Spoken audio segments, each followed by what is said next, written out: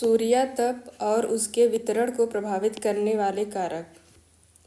निम्नलिखित में से कौन घटना वैश्विक विकिरण संतुलन में शामिल नहीं है? ए अर्थात ए बी, पायरोनोमीटर और एनीमोमीटर। एल्बिडो और संवेदी ऊष्मा इसमें शामिल हैं। पायरोनोमीटर एनीमोमीटर एक वैज्ञानिक उपकरण है, जबकि संवेदी ऊष्मा और एल्बिडो की घटना वैश्विक विकिरण संतुलन में संबंधित है। किसी भी वस्तु की सतह पर पहुंचने वाले विकिरण अर्थात ऊर्जा के जितने भाग का वापस परावर्तन हो जाता है उसे एल्बिडो कहते हैं। इसे प्रतिशत में व्यक्त किया जाता है। इस प्रकार का औसत एल्बिडो 35% आता है, यद्यपि इसमें 29 से 35% के मध्य उतार चढ़ाव होता रहता है। पर्वतीय क्षेत्रों में उत्तरोन्मुखी ढाल निम्नलिखित में से किसकी वजह से वनाच्छादित बना रहता है? विकिरण तीव्रता के कारण। पर्वतीय क्षेत्रों में उत्तरोन्मुखी ढाल विकिरण तीव्रता के कारण वनाच्छादित बना रहता है। लॉर्ड रैले ने सौरिक विकिरण के प्रकीर्णन की क्रिया तथा उसके बहुआयामी प्रभाव का गहन अध्ययन किया। इसी कारण से प्रकीर्णन की प्रक्रिया को रैले प्रकीर्णन भी कहते हैं। वह ऊर्जा जो किसी पदार्थ का ताप बढ़ा देती है उसे तर्क संवेदी ऊष्मा अर्थात सेंसिबल हीट कहा जाता है, जो पदार्थ की भौतिक अवस्था के परिवर्तन में बदल जाता है। अप्रकट ताप अर्थात गुप्त ऊष्मा या लेटेंट हीट कहलाती है। ऊर्जा स्थानांतरण प्रक्रियाएं मिलकर भूपृष्ठ और वायुमंडल के बीच जटिल विनिमय प्रभाव डालते हैं। आसक्ति अर्थात एडिक्टिव संवेदी ऊष्मा और अदृश्य ताप के स्थानांतरण द्वारा स्थानीय और प्रादेशिक ऊर्जा संतुलन बनाए रखा जा सकता है। अगर पृथ्वी सारी आपतित ऊर्जा को अवशोषित कर लेती है तब क्या होता है? स्थिर तापमान। अगर पृथ्वी सारी आपतित ऊर्जा को अवशोषित कर लेती है तब स्थिर तापमान होगा। पृथ्वी के धरातलीय सतह पर प्राप्त सौरिक ऊर्जा का सेंसिबल ऊष्मा में रूपांतरण हो जाता है। धरातलीय सतह में भंडारित इस ऊर्जा का दीर्घ तरंग के रूप में धरातलीय सतह से वायुमंडल में विकिरण द्वारा गमन हो जाता है। अतः पृथ्वी पर भूमध्य रेखा से ध्रुवों की ओर धरातल पर प्राप्त सूर्यातप इस प्रकार है। 0 डिग्री अक्षांश पे सूर्यातप 100%, 20 डिग्री 95%, 40 79%, 60 57% और 80 अक्षांश पर यह 43% होता है। 10 डिग्री पर यह 99% हो जाता है, 30 पर 88%, 50 पर 68%, 70 पे 47%, 90 पे 42%, अर्थात ध्रुवों पर ये 42% होता है। और 100 डिग्री भूमध्य रेखा पर 100% होता है तथा 60 डिग्री पे 57% हो जाता है। यदि भूमध्य रेखा पर सौर विकिरण 100% है तो ध्रुवों पर यह 42% होगा। बाह्य सतह के 1 वर्ग सेमी समतल पर प्रति मिनट जो सौर विकिरण प्राप्त होता है वह सौर स्थिरांक कहलाता है। सूर्य के धरातल के प्रत्येक वर्ग इंच से विकिरण ऊर्जा 1 लाख अश्वशक्ति के बराबर होती है तथा सूर्य की बाह्य सतह अर्थात फोटोस्फीयर से निकलने वाली ऊर्जा प्रायः स्थिर रहती है। इस तरह पृथ्वी की सतह के प्रति इकाई क्षेत्र पर सूर्य से प्राप्त ऊर्जा प्रायः स्थिर रहती है, तो इसे सौरिक स्थिरांक अर्थात सोलर कांस्टेंट कहते हैं। इस तरह सौरिक स्थिरांक सूर्य के विकिरण की दर को प्रदर्शित करता है, जो प्रति वर्ग सेमी प्रति मिनट 2 ग्राम कैलोरी या 2 लैंजली है। किसी भी वस्तु की सतह पर पहुंचने वाले एल्बिडो के जितने भाग का वापस परावर्तन हो जाता है उसे एल्बिडो या परावर्तन कहते हैं। सर्वाधिक पार्थिव ऊष्मा के विकिरण के कारण निम्नलिखित में से किसे पृथ्वी की विकिरण खिड़की कहा जाता है? ऊंची पहाड़ियां या पर्वत। सर्वाधिक पार्थिव विकिरण के कारण ऊंची पहाड़ियों या पर्वतों को पृथ्वी की विकिरण खिड़की कहा जाता है। बिना किसी माध्यम अर्थात ठोस तरल गैस के एक वस्तु से दूसरी वस्तु में ऊष्मा के स्थानांतरण की प्रक्रिया को विकिरण कहते हैं। पृथ्वी की सतह से वायुमंडल में होने वाले विकिरण को धरातलीय विकिरण या पार्थिव विकिरण कहते हैं। निम्नलिखित ऊष्मा ऊर्जा का प्रवाह विकिरण के दो मूलभूत नियम हैं। पहला वेन का विस्थापन नियम, दूसरा स्टीफन बोल्ट्जमैन नियम। पृथ्वी पर कौन सा कारक सूर्य तप के विकिरण को प्रभावित नहीं करता? भूमिगत जल। जबकि सूर्य की किरणों की कोणात्मक स्थिति, दिन की लंबाई और पृथ्वी एवं सूर्य के बीच की दूरी ये सूर्य तप को प्रभावित करते हैं।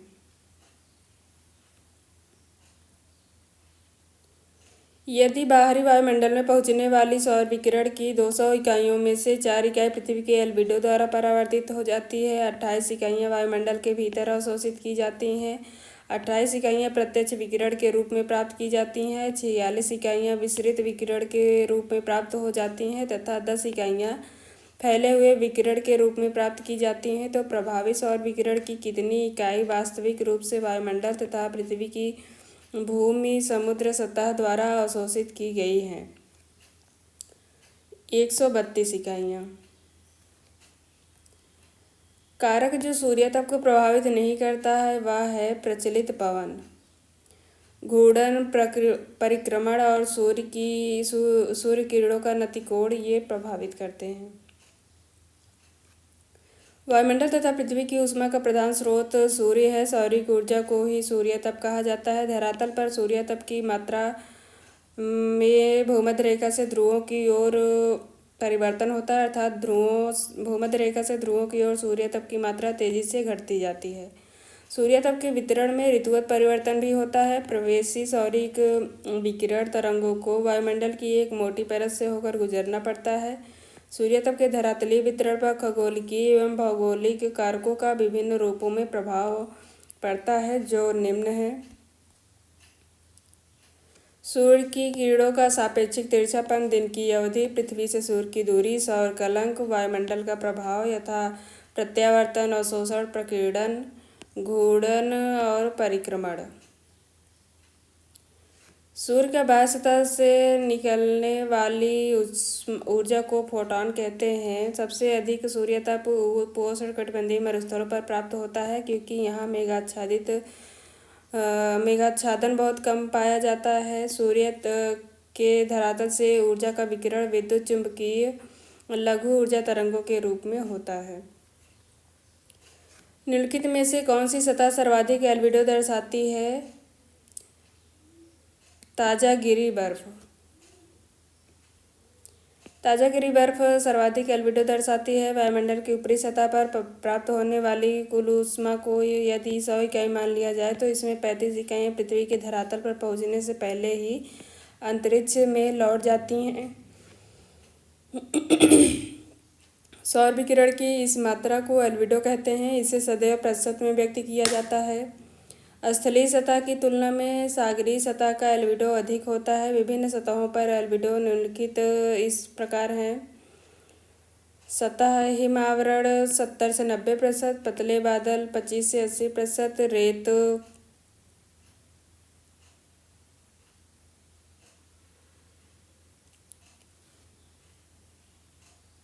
हिमावरण 70 से 90, फिर गहरे बादल 70 से 80%, पतले बादल 25 से 80%, घास भूमि 14 से 37%, रेत 20 से 30%, शुष्क भूमि 15 से 25%, काली मिट्टी 8 से 14%, तरभूमि 10%, वन 5 से 10%, जल 3 से 5%। निम्नलिखित एल्बिडो निम्नतम एल्बिडो निम्नलिखित में से किसका हो सकता है? जोती गई नम मिट्टी का।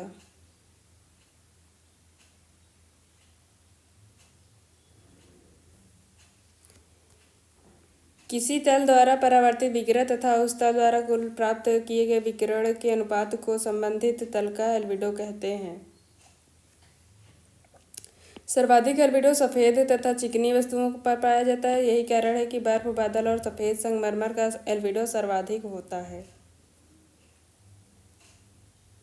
निम्नलिखित में से किसका एल्बिडो उच्चतम है?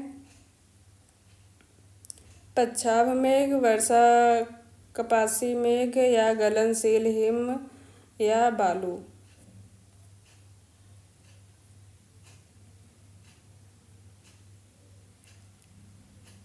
सी अर्थात गलनशील हिम।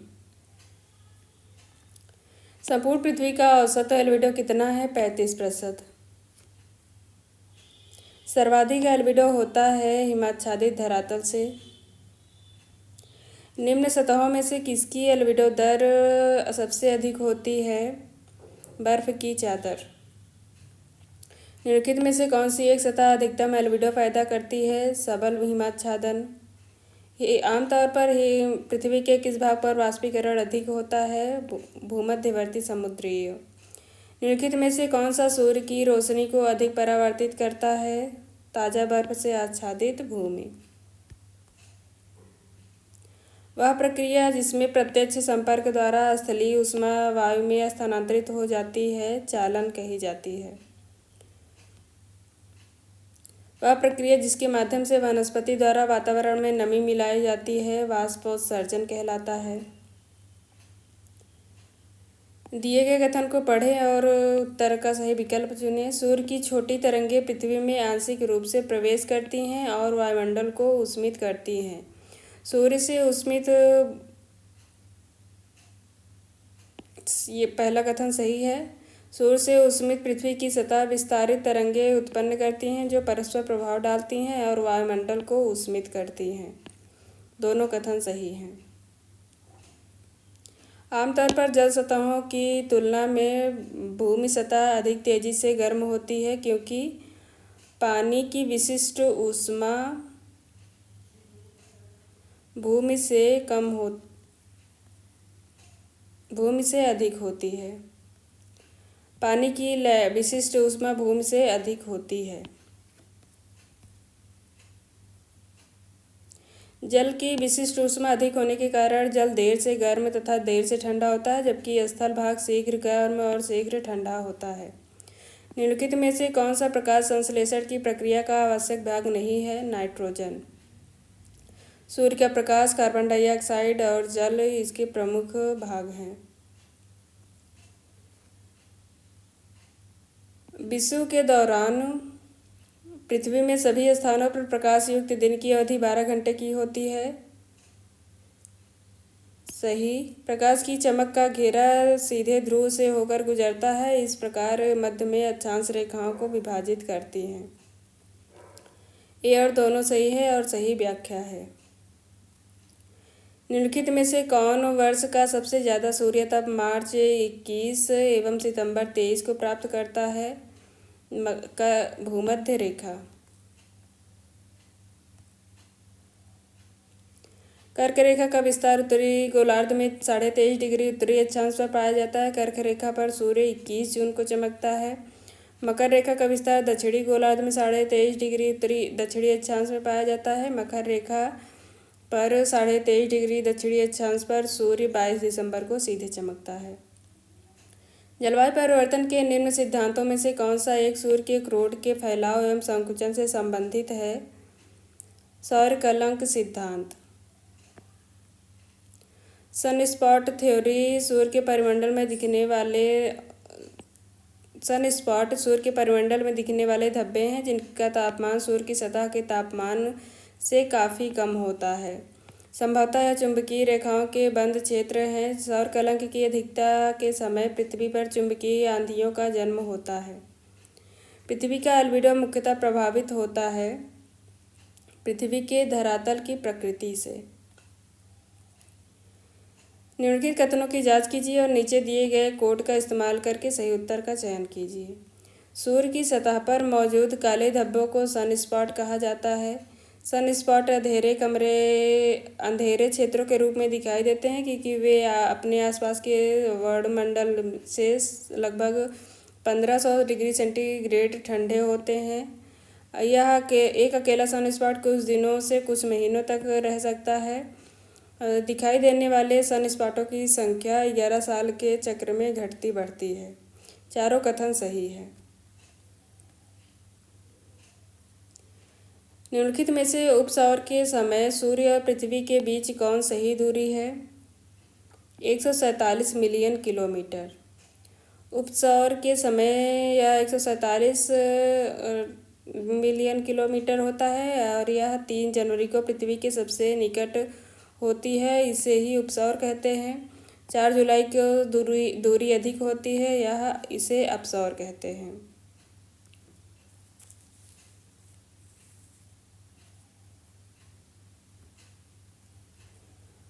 कुल सौर ऊर्जा का सर्वाधिक भाग होता है लघु तरंगों का।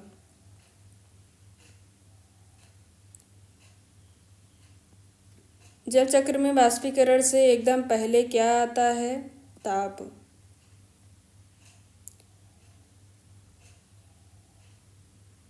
सागरीय सतह से वायुमंडल, वायुमंडल से स्थलीय सतह तथा स्थलीय सतह से पुनः सागरीय भाग में जल चक्र के पुनः संचरण को जलीय चक्र कहते हैं। इस प्रकार जलीय चक्र में क्रियाओं का क्रम इस प्रकार है: वाष्पीकरण, वाष्पोत्सर्जन, वर्षण, अंतःस्पंदन और धरातलीय प्रवाह। तथा स्पष्ट है कि जल चक्र में वाष्पीकरण से एकदम पहले ताप आता है। आइसोनोमलस शब्दावली का तात्पर्य है एक समान तापीय विषमता वाले स्थानों को मिलाने वाली रेखा।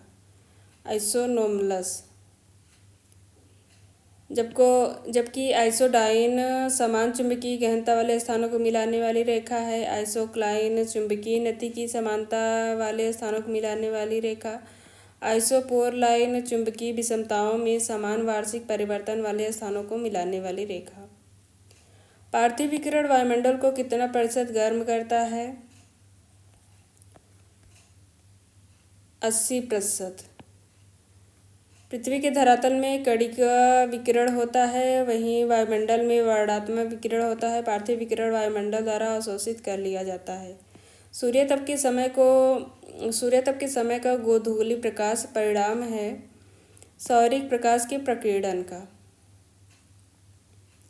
सूर्य प्रकाश किरणों को वायुमंडल की पारदर्शिता मोटी परत से होकर गुजरनी पड़ती है, जिस कारण उसका प्रकीर्णन, परावर्तन और शोषण होता रहता है। प्रकीर्णन मुख्य रूप से वर्णात्मक होता है तथा लघु तरंगों का प्रकीर्णन सर्वाधिक होता है, जिसके कारण विभिन्न प्रकार के रंगों का आविर्भाव होता है। उदाहरण के लिए प्रकाश का नीला रंग सूर्य तथा सूर्यास्त के समय सूर्य की लालिमा आदि प्रकीर्णन के कारण ही है। निम्नलिखित में से कौन सा सुमेलित नहीं है? धूल भरी आंधी। जबकि वर्षा, सूर्यताप और हिमताप ये सभी जलवायु से संबंधित हैं। धूल भरी आंधी वायुदाब से संबंधित है। ध्रुवीय क्षेत्र छितरेपन से बसे हैं क्योंकि निम्न ताप के कारण उपज तैयार होने का समय कम होता है।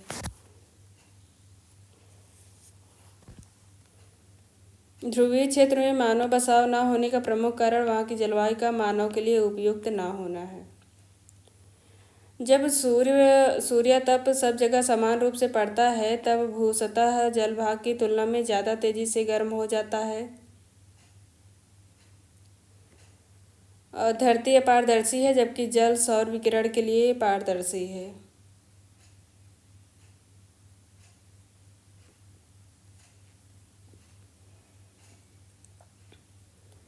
ये दोनों सही है और सही व्याख्या है। जब सूर्यताप सब जगह समान रूप से पड़ता है, तब भूज समूह जल भाग की तुलना में ज़्यादा तेजी से गर्म हो जाता है, क्योंकि धरातल अपारदर्शी है, जबकि जल सौर विकिरण के लिए पारदर्शी होता है। जल की गुप्त ऊष्मा सामर्थ्य अधिक होती है स्थल की अपेक्षा, इस कारण जल सतह धीरे धीरे गर्म होती है। वायुमंडल निम्नलिखित में से किसके द्वारा गर्म हो जाता है? पृथ्वी की विकिरण अर्थात पार्थिव विकिरण के कारण। इंसोलेशन अर्थात सूर्य पृथ्वी की सतह पर किस रूप में पहुंचता है? लघु तरंगों के रूप में। सूर्यास्त के बाद भी सीमित उष्णता वायुमंडल द्वारा किससे प्राप्त होती है? पार्थिव विकिरण।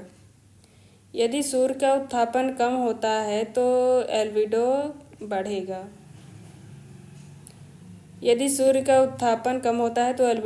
एल्बिडो सूर्य या किसी भी खगोलीय पिंड की किसी सतह को प्राप्त होने वाले सूर्य तप की मात्रा और उसी सतह से परावर्तित हो जाने वाली मात्रा के अनुपात को कहते हैं। सौर विकिरण के दृश्यमान भाग का कितना प्रतिशत भाग बादलों की सतह से परावर्तित होकर अंतरिक्ष में वापस लौट जाता है? 25%। सूर्य के प्रकाश को पृथ्वी पर पहुंचने में कितना समय लगता है? 8 मिनट 16.6 सेकंड। सूर्य से पृथ्वी तल तक पहुंचने में सूर्य तप का समय है लगभग 9 मिनट। विकिरण का प्रवाह विकिरण करने वाली वस्तु के निरपेक्ष तापमान की चौथी घात के समानुपाती होता है। उक्त व्याख्या निम्नलिखित में से किस नियम से संबंधित है? स्टीफन बोल्ट्जमैन नियम। स्टीफन बोल्ट्जमैन के नियम के अनुसार वस्तु से विकिरण द्वारा निकलती हुई ऊष्मा की मात्रा उस वस्तु के परम ताप के चतुर्थ घात की समानुपाती होती है। उस पदार्थ द्वारा अवशोषण के संबंध में यह बताता है कि वस्तु के प्रति वर्ग सेंटीमीटर क्षेत्र द्वारा अवशोषण की दर उसके आसपास के वातावरण के परम ताप के चतुर्थ घात की समानुपाती होती है। प्रकाश संश्लेषण की वह प्रक्रिया जिसके द्वारा विकिरण ऊर्जा रासायनिक ऊर्जा में परिवर्तित होता है।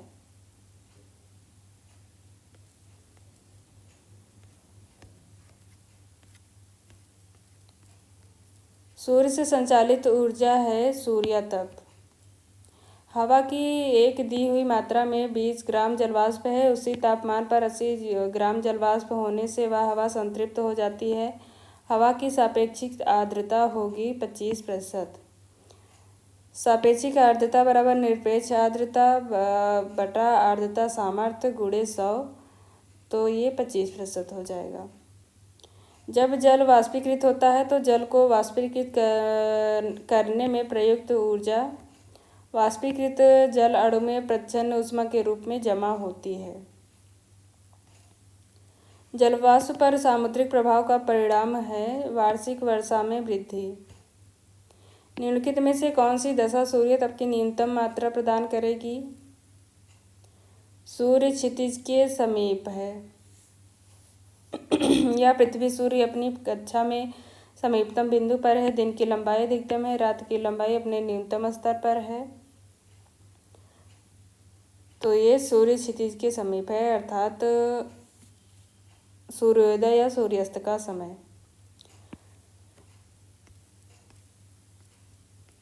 ऊष्मा बजट बताता है अंदर आने वाली और बाहर जाने वाली रेडियो क्षमता में संतुलन।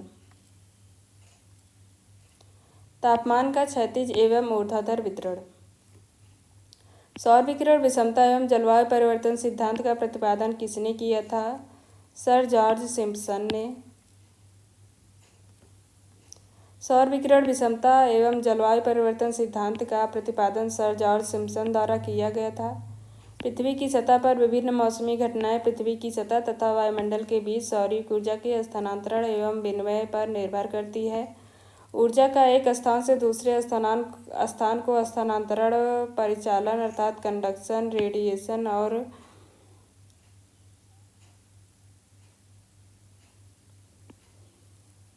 संवहन अर्थात कंडक्शन, कन्वेंशन और रेडिएशन की प्रक्रियाओं द्वारा क्रियान्वित होता है। ऊष्मा का हस्तांतरण को कहा जाता है संचालन। किसी भी वस्तु में पदार्थों के अणुओं द्वारा ऊष्मा के स्थानांतरण एवं गमन को परिचालन या संचालन कहा जाता है। परिचालन क्रिया के अंतर्गत एक अणु स्पर्श द्वारा दूसरे अणु को ऊष्मा प्रदान करते हैं। संचालन की प्रक्रिया में ऊष्मा का गमन एवं स्थानांतरण दो रूपों में होता है। एक ही वस्तु के एक भाग से दूसरे भाग में और किसी एक वस्तु से उसके संपर्क में स्थित दूसरी वस्तु में पदार्थों के द्रव्यमान के संचालन द्वारा एक स्थान से दूसरे स्थान में ऊष्मा के स्थानांतरण की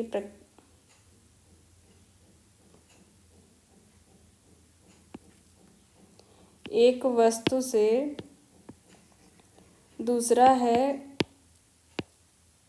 किसी एक वस्तु से उसके संपर्क में स्थित दूसरी वस्तु में पदार्थों के द्रव्यमान के संचलन द्वारा एक स्थान से दूसरे स्थान में ऊष्मा के स्थानांतरण की प्रक्रिया को संवहन अर्थात कन्वेंशन कहा जाता है। संवहन की प्रक्रिया केवल तरल पदार्थों या गैसों में ही प्रभावी हो सकता है, यह ठोस में नहीं होता।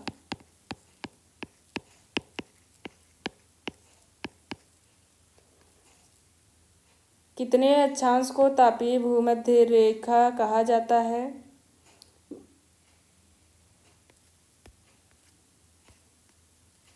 20 डिग्री उत्तरी अक्षांश को तापीय भूमध्य रेखा कहा जाता है। धरातल पर प्राप्त होने वाली ऊष्मा की मात्रा भूमध्य रेखा से ध्रुवों की ओर क्रमशः घटती जाती है, क्योंकि सौर्यिक विकिरणें ध्रुवों की ओर अत्यधिक तिरछी होती जाती हैं, अतः वायु का तापमान भी भूमध्य रेखा से ध्रुवों की ओर कम होता जाता है। सूर्य की किरणें वर्ष भर भूमध्य रेखा पर लंबवत चमकती हैं, परंतु अधिकतम तापमान 20 डिग्री उत्तरी अक्षांश पर जुलाई महीने में अंकित किया जाता है। महत्वपूर्ण तथ्य: विभिन्न सतहों का एल्बिडो इतना है। ऊष्मीय विषुवत रेखा पाई जाती है विषुवत रेखा के उत्तर में, अर्थात 20 डिग्री उत्तरी अक्षांश में जुलाई महीने में अंकित किया जाता है। जब हवा का रुद्धोष्म ताप पतन दर हवा का सामान्य ताप पतन दर से अधिक होता है, तब हवा को स्थिर माना जाता है। वायु की स्थिरता अथवा अस्थिरता सामान्य ताप पतन दर या एडियाबेटिक ताप पतन दर के संबंधों पर आधारित होता है। एडियाबेटिक सदैव समान रहती है, जबकि सामान्य ताप दर बदलती रहती है। समान ताप पतन दर के कम होने पर वायु ठंडी होकर बैठती है तथा वह स्थिर होती है।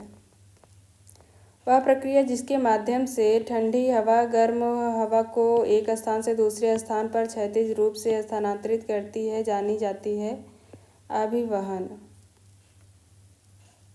वह प्रक्रिया जिसके माध्यम से ठंडी हवा गर्म हवा को एक स्थान से दूसरे स्थान पर क्षैतिज रूप में स्थानांतरित करती है तथा वायु के क्षैतिज संचलन से होने वाला ताप का स्थानांतरण अभिवहन कहलाता है। लंबवत संचलन की अपेक्षा वायु का क्षैतिज संचलन सापेक्षिक रूप से अधिक महत्वपूर्ण होता है। मध्य अक्षांशों में दैनिक मौसम में आने वाली विभिन्नताएं केवल अभिवहन के कारण होती हैं। उष्णकटिबंधीय प्रदेशों में, विशेषतः उत्तर भारत में, गर्मियों में चलने वाली हवाएं लू इसी अभिवहन का परिणाम है।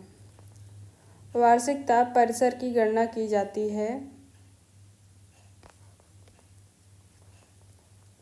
एक वर्ष में सबसे कम तथा ठंडे महीने के औसत तापमान के अंतर से। वर्ष के 12 महीने के उच्चतम तथा न्यूनतम तापक्रमों का औसत निकालने पर औसत वार्षिक उच्चतम और न्यूनतम तापमान मालूम किया जाता है। उच्चतम एवं न्यूनतम तापक्रमों के अंतर को तापांतर कहा जाता है। दिन के उच्चतम तथा न्यूनतम ताप के अंतर को दैनिक तापांतर, महीने के उच्चतम और न्यूनतम ताप के अंतर को मासिक तापांतर तथा वर्ष के अधिकतम और न्यूनतम तापमान के अंतर को वार्षिक तापांतर या वार्षिक ताप परिसर कहते हैं। अतः वार्षिक ताप परिसर की गणना एक वर्ष में सबसे गर्म तथा ठंडे महीने के औसत तापमान के अंतर से की जाती है।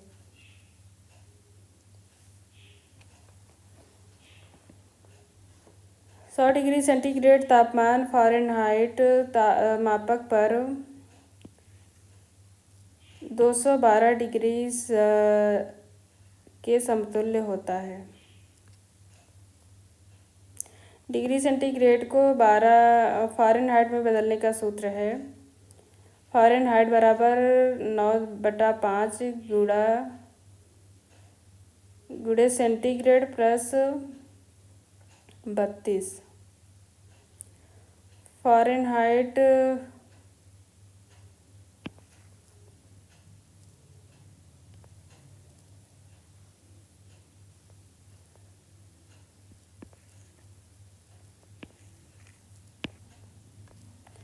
निम्नलिखित दो स्तंभों में सही जोड़ का मिलान करें। वार्षिक रेंज डी अर्थात ए में 3 होगा, B1 आइसोहेल 4 आल्पन 2। वार्षिक रेंज सबसे गर्म और ठंडे महीनों के औसत तापमान का अंतर। एल्बिडो एक वस्तु द्वारा परावर्तित दृश्य प्रकाश का प्रतिशत। आइसोहेल धूप की समान अवधि वाले स्थानों को मानचित्र पर जोड़ने वाली काल्पनिक रेखाएं। आल्पन है आगमिक सौर विकिरण।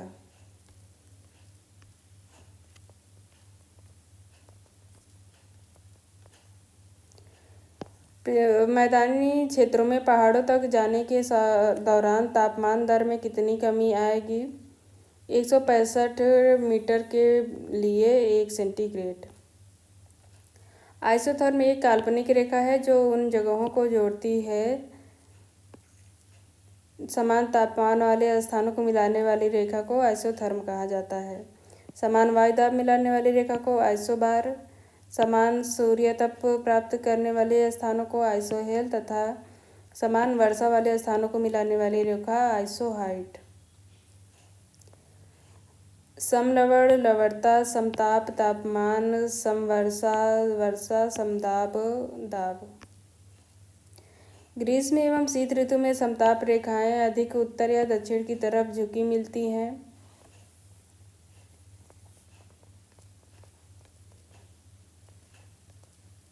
एशियाई भूखंड पर।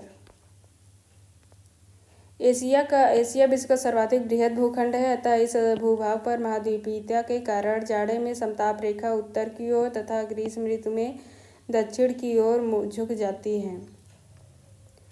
समान समय, समकालांतर, समान सूर्य प्रकाश, सम सूर्य प्रकाश, सम बादल, सम मेघ, समान वर्षण, समवर्षा रेखा। समताप रेखाएं समान ताप को दर्शाती हैं। दिए गए स्थानों को पढ़ें और उत्तर दें कि निम्न में से कौन सा विकल्प सही है। उत्तरी गोलार्ध में उच्च तापमान विसंगति पाई जाती है। सही है। उत्तरी गोलार्ध में अंतर ऊष्मन अनुपस्थित होता है। गलत। पहला कथन सही है, दूसरा गलत है। निम्नलिखित में से किस तापमान पर ताज़ा पानी का घनत्व सर्वाधिक होगा? 4 डिग्री सेंटीग्रेड पर। 4 डिग्री सेंटीग्रेड पर ताज़ा पानी का घनत्व सर्वाधिक होता है। घनत्व सागरीय जल का अति घनत्व महत्वपूर्ण भौतिक गुण है क्योंकि यह महासागरीय गतियों को निर्धारित एवं नियंत्रित करता है। सागरीय जल के घनत्व में सामान्यतः तापमान में कमी होने पर वृद्धि होती है। सागरीय जल का -1.3 डिग्री सेंटीग्रेड पर तापमान पर सर्वाधिक घनत्व होता है। घनत्व सर्वाधिक होगा ताज़ा जल 4 डिग्री सेंटीग्रेड, जबकि समुद्री जल -1.3 डिग्री सेंटीग्रेड। विश्व के निम्नलिखित में से किस स्थलीय भाग में 21 जुलाई 1983 को न्यूनतम वायु तापमान दर्ज किया गया था? अंटार्कटिका। 1 ग्राम जल को 10 डिग्री सेंटीग्रेड के तापमान तक गर्म करने के लिए ऊष्मा की कितनी कैलोरी की आवश्यकता होती है? 10 कैलोरी। किसी स्थान के मध्य तापमान और उसके माध्य तापमान के अंतर को क्या कहा जाता है? ताप असंगति। किसी स्थान के मध्य तापमान और उस अक्षांश के मध्य तापमान के अंतर को ताप असंगति कहा जाता है। सामान्य नियमानुसार क्षोभमंडल या अधोमंडल में ऊंचाई के साथ तापमान घटता जाता है, परंतु इस सामान्य तापपतन के विपरीत कभी कभी कालिक तथा स्थानीय रूप से ऊंचाई के साथ तापमान बढ़ता जाता है। इससे ऋणात्मक तापपतन दर की संज्ञा प्रदान की जाती है। इस क्रिया के कारण नीचे अपेक्षाकृत ठंडी वायु की परत तथा उसके ऊपर गर्म वायु की परत की स्थिति हो जाती है। इस स्थिति या दशा को तापमान का प्रतिलोपन कहा जाता है। तापमान में एडियाबैटिक बदलाव किस कारणवश होता है? हवा में संकुचन या फैलाव। भूमध्य सागरीय जलवायु की विशेषता है शुष्क ग्रीष्मकाल, आर्द्र शीतकाल। वायु का तापमान बढ़ने पर निरपेक्ष आर्द्रता वही रहती है। वायु का तापमान बढ़ने पर निरपेक्ष आर्द्रता वही रहती है। निरपेक्ष आर्द्रता आर्द्रता के उस स्वरूप को कहते हैं जो आयतन के सापेक्ष जलवाष्प के उपस्थित होने से होती है। प्रति घन मीटर वायु में ग्राम में उपस्थित आर्द्रता की मात्रा निरपेक्ष आर्द्रता कहलाती है।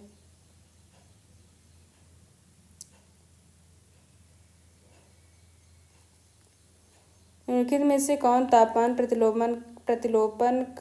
प्रतिलोमन का एक प्रकार नहीं है? अक्षांशीय प्रतिलोमन। जबकि अप्रवाही प्रतिलोमन, प्रवाही प्रतिलोमन और यांत्रिक प्रतिलोमन इसके प्रकार हैं। तापीय प्रतिलोमन के प्रमुख प्रकार भिन्न हैं। अप्रवाही प्रतिलोमन अर्थात नॉन एडवेक्शनल इन्वर्जन, धरातलीय प्रतिलोमन या विकिरण प्रतिलोमन, उच्च वायुमंडलीय प्रतिलोमन। प्रवाही प्रतिलोमन के अंतर्गत वाताग्रीय या चक्रवातीय प्रतिलोमन, घाटी प्रतिलोमन, धरातलीय प्रतिलोमन आता है और यांत्रिक प्रतिलोमन के अंतर्गत अवतलन प्रतिलोमन और विक्षोभ एवं संवहनीय प्रतिलोमन। निम्नलिखित में से कौन तापमान प्रतिलोमन का प्रकार नहीं है? अक्षांशीय प्रतिलोमन इसका प्रकार नहीं है। बर्फ से सीधे जलवाष्प में रूपांतरण की प्रक्रिया के लिए अधोलिखित में से किस शब्द का प्रयोग किया जाता है? ऊर्ध्वपातन।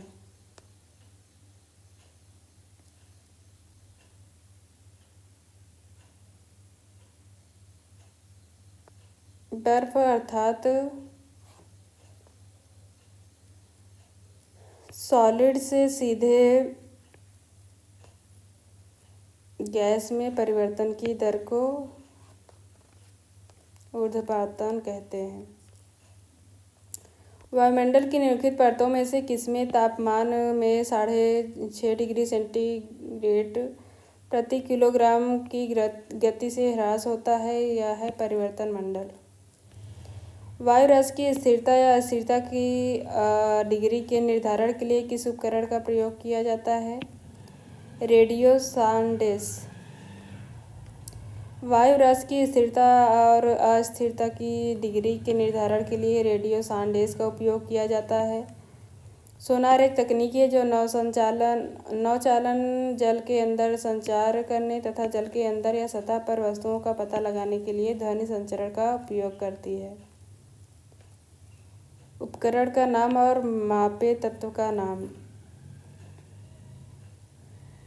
स्लिंग साइक्रोमीटर सापेक्षिक आर्द्रता, पेडोमीटर दूरी, स्पेक्ट्रोमीटर विकिरण ऊर्जा, पिक्नोमीटर मिट्टी का घनत्व।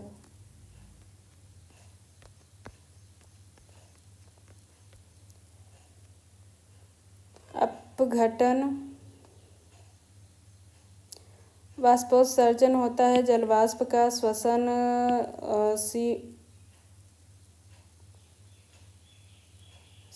O2, प्रकाश संश्लेषण CO2, अपघटन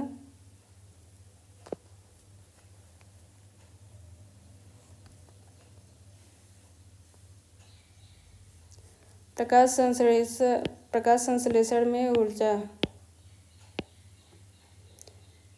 अपघटन के अंतर्गत CH4 रिलीज होता है। वाष्पोत्सर्जन के दौरान जलवाष्प, श्वसन के दौरान CO2 रिलीज होता है और प्रकाश संश्लेषण के दौरान O2 रिलीज होता है। तापमान उत्क्रमण अर्थात इन्वर्जन ऑफ टेम्परेचर और वायु प्रदूषण के कारण द ग्रेट स्मॉग ऑफ 52 की त्रासदी कहाँ हुई थी? लंदन में। तापमान व्युत्क्रमण के लिए आवश्यक दशाएं हैं: लंबी रात, स्वच्छ आकाश, शांत वायु, शुष्क वायु, ढालू घाटियाँ, ठंडी वायु राशि का आगमन, हिमाच्छादित प्रदेश। क्षोभमंडल के तापमान में गिरावट को किस रूप में जाना जाता है? ह्रास दर। अधिकतम तापमान किस रेखा पर अंकित किया जाता है? कर्क तथा मकर रेखाओं पर।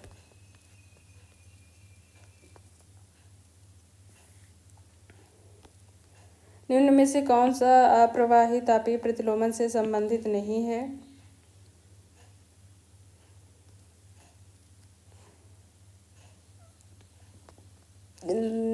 ये सभी संबंधित हैं।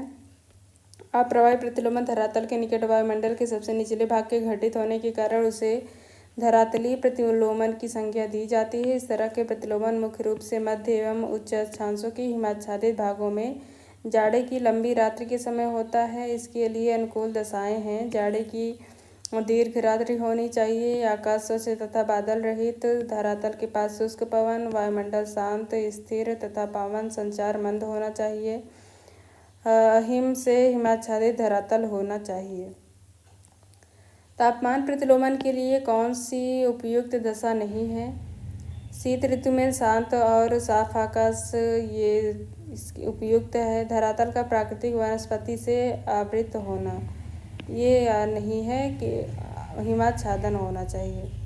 जब आकाश साफ हो तथा प्रति चक्रवाती दशाएं हों, जब धरातल पर हिम व बर्फ से ढका हो। निम्नांकित में से कौन दैनिक पवन तंत्र है? स्थल तथा सागर पवन समीर। मानसून पवन, ध्रुवी पवन, चिनूक पवन, मानसूनी पवनें मौसमी पवनों के रूप में 6 माह स्थल और समुद्र की ओर तथा 6 माह समुद्र से स्थल की ओर पवनों के रूप में हैं।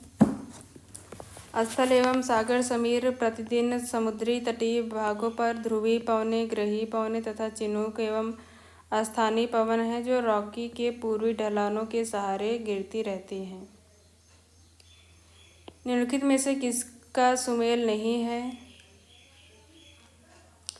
कोहरा 3 डॉट के लिए कोहरा में 3 डॉट प्रयोग किए जाता है, 3 लाइन। वर्षा डॉट, तड़ित झंझा ये आकृति, अस्पष्ट आकाश, कुहासा के लिए 2 रेखा जबकि कोहरा के लिए 3 रेखा। उच्चावच प्रतिलोमन इंगित करता है अपनत घाटी समनत संरचना क्वेस्टा या ग्राबेन से संबंधित है। ग्राबेन एक प्रकार की घाटी का उदाहरण है तथा इसमें उच्चावच प्रतिलोमन होना असंभावी है। उच्चावच प्रतिलोमन ऊंचाई के अनुसार तापह्रास के स्थान पर ताप वृद्धि की एक प्रकार की वायुमंडलीय घटना जो घाटियों में ही संभव हो पाती है। वायुमंडल के प्रति 1000 मीटर की ऊंचाई पर ताप पतन में 10 डिग्री सेंटीग्रेड की कमी है तो निम्नलिखित में से किस शब्दावली का प्रयोग किया जाता है? ये है शुष्क रुद्धोष्म तापह्रास दर। सामान्य तापह्रास दर 6.5 डिग्री सेंटीग्रेड होता है। 6.5 डिग्री सेंटीग्रेड, जबकि शुष्क तापह्रास दर 10 डिग्री सेंटीग्रेड और आर्द्र होता है 5 से 6 डिग्री सेंटीग्रेड।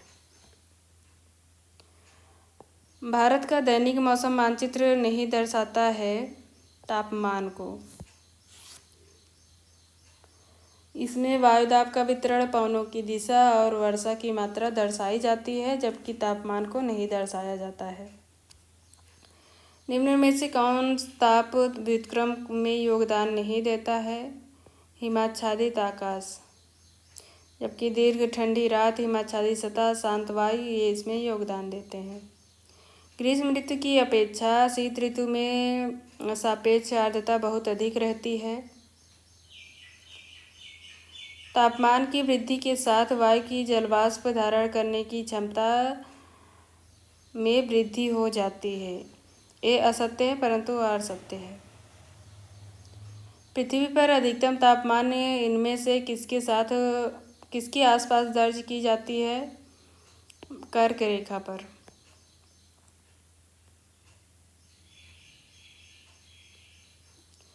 सूर्य चंद्रमा के चतुर्दिक प्रभामंडल का निर्माण होता है हिमकणों द्वारा प्रकाश के प्रत्यावर्तन से। निम्नलिखित में से कौन वैश्विक ऊष्मन का प्रमाण नहीं है? नगरीकरण एवं निर्वनीकरण। जबकि वायु तापमान में वृद्धि, पर्वत एवं महाद्वीपीय हिमनदियों का पिघलना, वर्षा प्रारूप में परिवर्तन ये ग्लोबल वार्मिंग के प्रमाण हैं अर्थात एविडेंस हैं। वायु तापमान में वृद्धि, पर्वत महाद्वीपीय नदियों का पिघलना, वर्षा प्रारूप में परिवर्तन, तटीय मानव बस्तियों का जलमग्न होना, प्रवाल विरंजन की समस्या, ये सभी इसके प्रमाण हैं। समताप रेखाएं आपस में समांतर नहीं होती हैं। पृथ्वी पर तापमान की भिन्नता व्यवस्थित नहीं होती। ये गलत है परंतु सत्य है। सामान्यतः तापमान पर अक्षांश के प्रभाव को मानचित्र में स्पष्ट रूप से देखा जा सकता है क्योंकि समताप रेखाएं प्रायः अक्षांश के समानांतर होती हैं। पृथ्वी पर तापमान की भिन्नता व्यवस्थित नहीं होती है। महाद्वीपता के विषय में निम्न कथनों का अध्ययन कीजिए तथा सही उत्तर का चयन कीजिए। यह समुद्र से बढ़ती दूरी के साथ घटती जाती है। गलत है, यह बढ़ती जाती है। इसमें असंख्य प्रजातियों के पौधे मिलते हैं। सही। इसमें उच्च वार्षिक तापांतर मिलता है। इसमें जाड़े में अधिकतम वर्षा होती है। गलत। 2 और 3 सही है। महाद्वीपता अर्थात कॉन्टिनेंटैलिटी का सबसे प्रमुख लक्षण समुद्र से बढ़ती दूरी के साथ इसका बढ़ते जाना है। जैसे जैसे महासागरों से महाद्वीपों के आंतरिक भागों में बढ़ते जाते हैं, महाद्वीपता का प्रभाव बढ़ता जाता है। यहाँ कम वर्षा तथा अत्यधिक वार्षिक एवं दैनिक तापांतर पाया जाता है। यहाँ गर्मियाँ उष्ण और शीतकाल ठंडी होती हैं। यही कारण है कि यहाँ उच्च वार्षिक तापांतर पाया जाता है।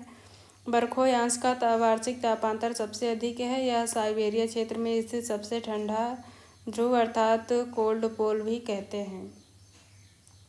सापेक्षिक आर्द्रता को निम्नलिखित में से किस ग्राफ पर दिखाया जाता है?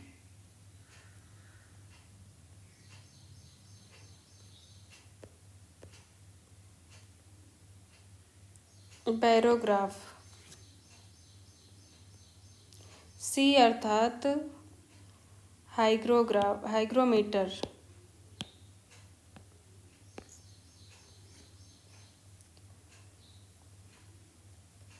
बैरोग्राफ पर दाब, हीदर ग्राफ पर तापक्रम, जल तथा स्थलीय उच्चावचों को मिलाने वाली रेखा को हिप्सोमेट्रिक वक्र कहा जाता है। सापेक्षिक आर्द्रता का आकलन हाइग्रोमीटर द्वारा दर्शाया जाता है।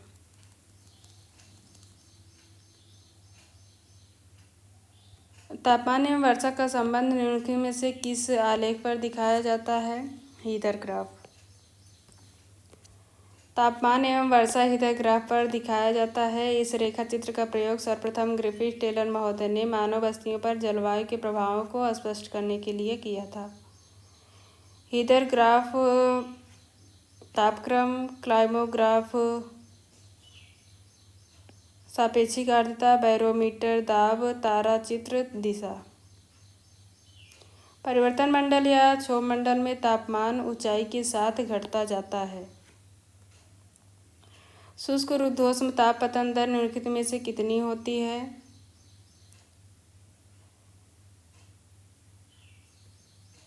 उपर्युक्त में से कोई नहीं। यह 1000 मीटर पर 10 सेंटीग्रेड ताप पतन दर को शुष्क और ऊर्ध्वोष्म ताप पतन दर कहते हैं, जबकि 1000 मीटर पर 6.5 ताप ह्रास दर को सामान्य ताप पतन दर कहते हैं।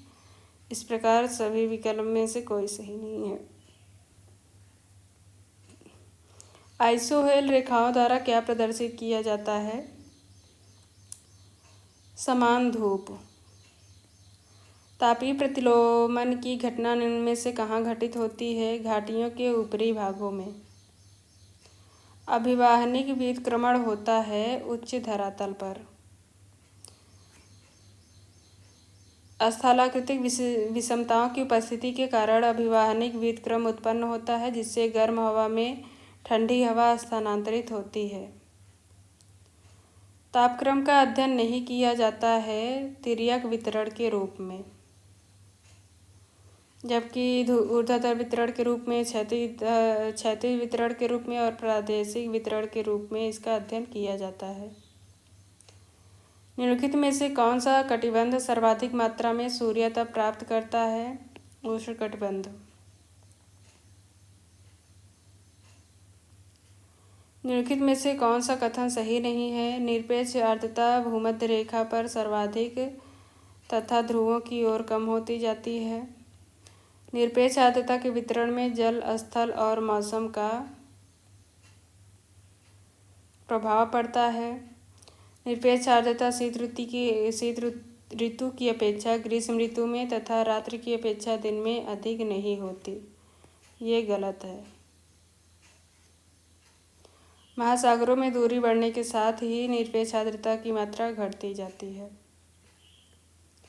वायु के निश्चित आयतन पर उसमें उपस्थित कुल नमी की मात्रा को निरपेक्ष आर्द्रता कहते हैं। इसे प्रति घन फुट पर ग्रेन में तथा प्रति घन सेंटीमीटर पर ग्राम में व्यक्त किया जाता है। भूमध्य रेखा से ध्रुवों की ओर जाने तथा सागर तट से महाद्वीपों की ओर के आंतरिक भागों की ओर निरपेक्ष आर्द्रता की मात्रा घटती जाती है। शीतकाल की अपेक्षा ग्रीष्मकाल में तथा रात्रि की अपेक्षा दिन में निरपेक्ष आर्द्रता अधिक होती है। निरपेक्ष आर्द्रता के वितरण में जल, स्थल, मौसम का प्रभाव अधिक पड़ता है। तापमान विलोपन की स्थिति उत्पन्न करने में निम्न में से कौन सा कारक उत्तरदायी नहीं होता? तीव्र वेग से बहती वायु, जबकि लंबी रात, पर्वतीकरण, पर्वताकीर्ण घाटी, स्वच्छ आकाश, ये सभी। जब समताप रेखाएं अत्यंत अनियमित, टेढ़ी मेढ़ी और दूर दूर स्थित हो तो यह ऋतु की दशा का सूचक है। ग्रीष्मकाल। दैनिक तथा वार्षिक तापांतर अधिकतम किस प्रदेश में होता है? गर्म मरुस्थलीय क्षेत्रों में। विश्व के तापमान में निरंतर वृद्धि का क्या परिणाम होता है? हिम का पिघलना, समुद्र तटीय भागों का जलमग्न होना, समुद्रों का जलस्तर ऊपर उठना, सभी। जब वास्तविक तापह्रास दर शुष्क ऊर्ध्वोष्ण तापह्रास दर से अधिक होता है तो वह वायुमंडल में अस्थायित्व उत्पन्न करता है।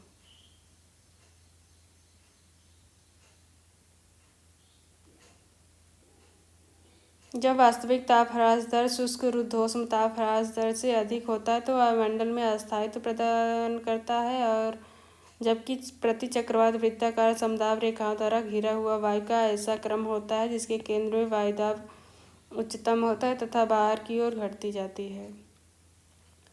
निम्नलिखित में से कौन सा कथन सही नहीं है? वाष्पीकरण सागर की तुलना में भूमि पर ज़्यादा होता है। ये सही नहीं है। वाष्पीकरण तापमान के सीधे अनुपातिक होता है। वाष्पीकरण शीत धरातल की तुलना में गर्म धरातल में अधिक होता है।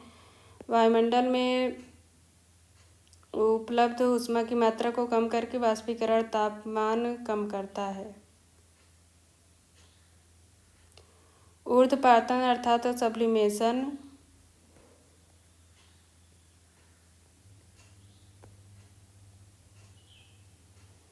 स्थिति बदलने के लिए प्रति ग्राम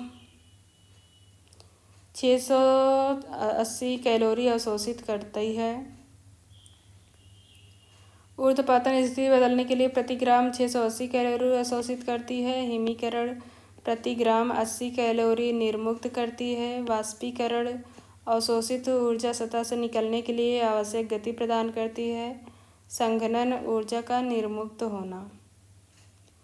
वृष्टिमय उष्णकटिबंधीय कटिबंधों के मूल पशु जीवन के बारे में निम्न में से क्या सत्य नहीं है? वृक्षीय जीव जंतुओं की अल्पता, विविध तथा प्रचुर मात्रा में कीट, अल्प चराई वाले मांसाहारी पशुओं की अल्पता, प्रचुर जलचक्र जीवन, ये सभी संबंधित हैं। निम्नलिखित कथनों की जांच कीजिए और दिए गए कोड की सहायता से सही उत्तर का चयन कीजिए। वायुमंडलीय पवन कभी पूर्णतया शुष्क नहीं होती। सही है।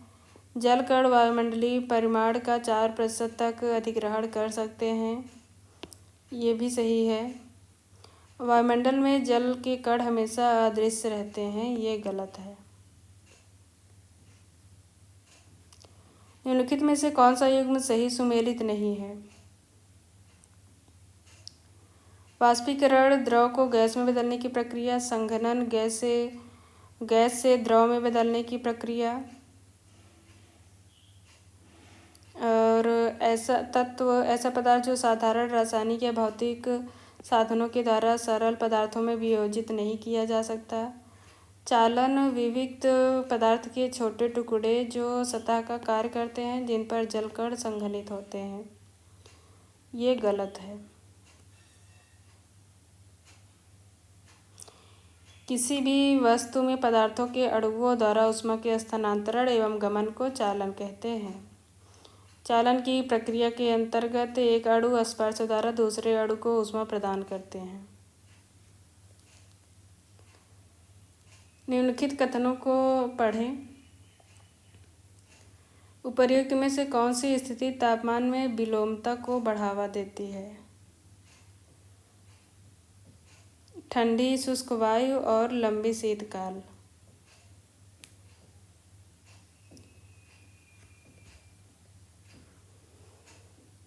तापमान में विक्षेप के लिए लंबे शीतकालीन रातें होनी चाहिए, जबकि बहिर्गामी पार्थिव विकिरण प्रवेशी सौरिक ऊर्जा से अधिक सक्रिय हो सके, जिस कारण प्राप्त ऊष्मा से नष्ट ऊष्मा अधिक हो जाए और धरातल के तापमान ऊपर से कम हो जाए।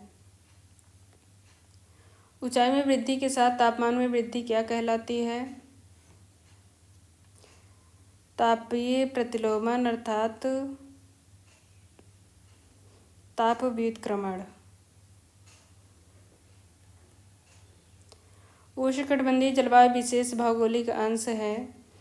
विश्व की जनसंख्या का 75% से अधिक 30 डिग्री नॉर्थ से 30 डिग्री साउथ या दक्षिणी अक्षांश के बीच निवास करती है। दोनों सही है और सही व्याख्या है।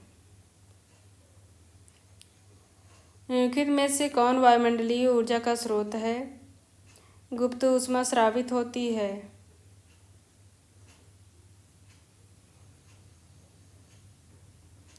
किस जलवायु में सपाटीकरण उच्चावच को समतल में समानयन करने की प्रक्रिया है?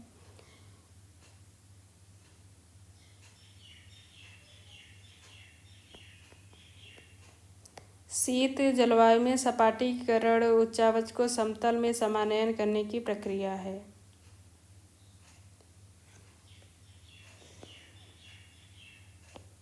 टार्टीसी का स्थानांतरण भूमि की अपेक्षा समुद्र पर अधिक होता है। गलत। भूमि की सतह जलाशयों की तुलना में अधिक गर्म हो जाती है। ये गलत है, परंतु आर सही है।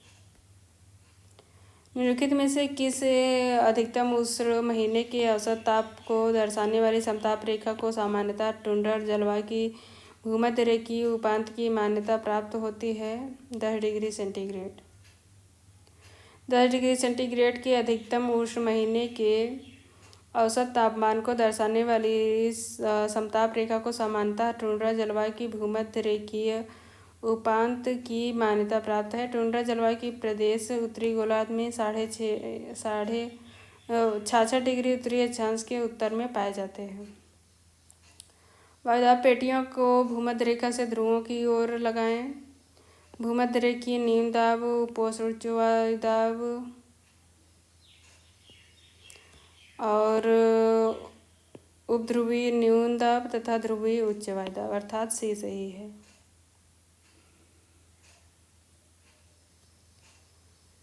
यदि पृथ्वी स्थिर होती तो भूमध्य रेखा के निकट निम्न वायुदाब एवं ध्रुवों के निकट उच्च वायुदाब की पेटियां मिलती हैं, परंतु पृथ्वी के घूर्णन के कारण दोनों पेटियों के अलावा दोनों ही गोलार्धों में वायुदाब की दो और पेटियां पाई जाती हैं, जो इस प्रकार हैं।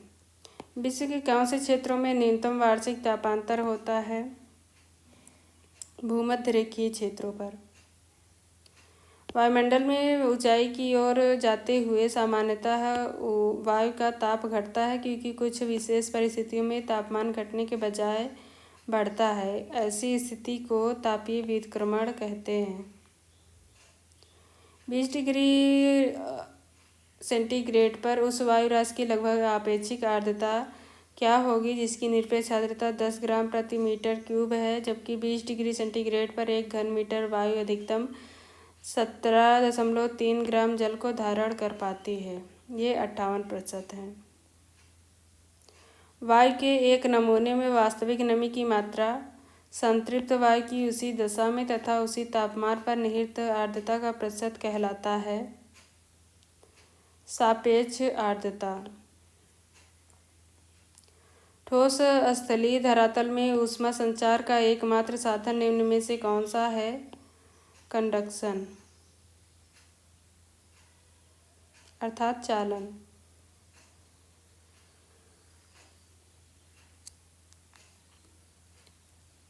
तापीय प्रतिलोमन की दशा में निम्नलिखित में से कौन सा कथन सही है? इसके कारण वायुमंडल में स्थिरता आ जाती है।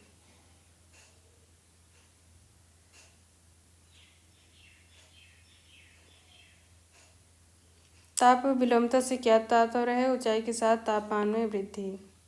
भूमध्य रेखीय प्रदेश का विस्तार है 10 डिग्री उत्तरी से दक्षिणी अक्षांश तक।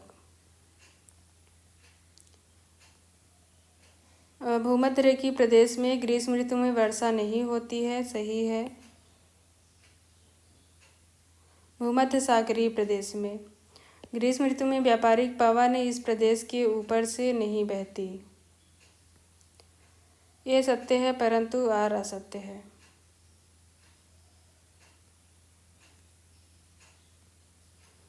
कितना द्रवण वर्षण हिमांक तापमान के निकट 10 इंच गहरे हिमपात के समतुल्य है? लगभग 1 इंच। तापमान में रुद्धोष परिवर्तन शब्द से तात्पर्य है संपीड़न और विस्तार के माध्यम से आरोही या अवरोही वायु का तापन और शीतलन। शहरी क्षेत्रों में रात में होने वाले न्यून स्तर पर तापमान विलोमीकरण के क्या प्रभाव होते हैं? प्रदूषकों के जमाव से भारी धुंध हो जाता है, मौसम सुहावना हो जाता है, असामान्य रूप से पवन चलती हैं, असामान्य रूप से पवन स्थिर हो जाती है। निम्नलिखित विश्व प्रदेशों में से किसमें अधिकतम सूर्य तपन की मात्रा प्राप्त होगी? उपोष्ण प्रदेश। निम्न में से किसमें उच्चतम वार्षिक तापांतर होना चाहिए? मध्य अक्षांशीय महाद्वीपीय केंद्र।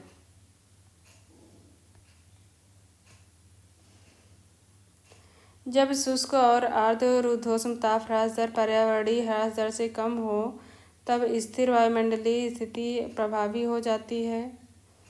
गलत। जब वायु समूह सभी स्तरों पर आरोहित होता है तब आसपास के पर्यावरण से अधिक गर्म होता है। सही। ये सही है। दोनों सही है परंतु सही व्याख्या नहीं है। क्षोभमंडल में वायु में गति निम्नलिखित में से किसके द्वारा होती है? संवहन धारा द्वारा। ऊर्जा स्थानांतरण की निम्नलिखित में से कौन सी क्रियाविधि नहीं होती? अपक्षरण।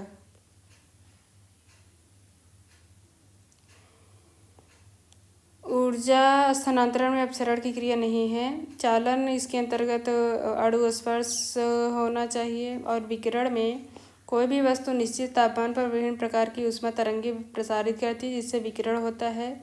विकिरण लघु और दीर्घ तरंगों के रूप में होता है जब विकिरण करने वाली वस्तु के आकार तथा तापमान पर निर्भर करती है।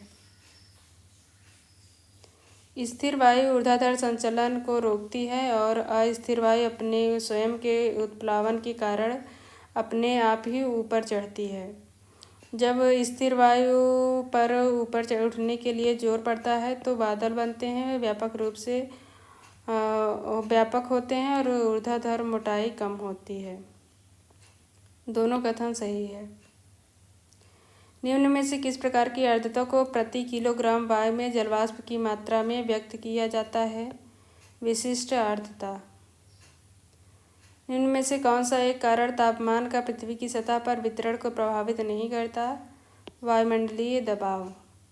जबकि अक्षांशीय स्थिति दिन की अवधि समुद्र तल से ऊंचाई और समुद्र तट से दूरी, भूमि की ढाल, समुद्री धाराएं एवं प्रचलित पवनें, भूतल का स्वभाव, मेघ तथा वर्षा ये सभी प्रभावित करते हैं।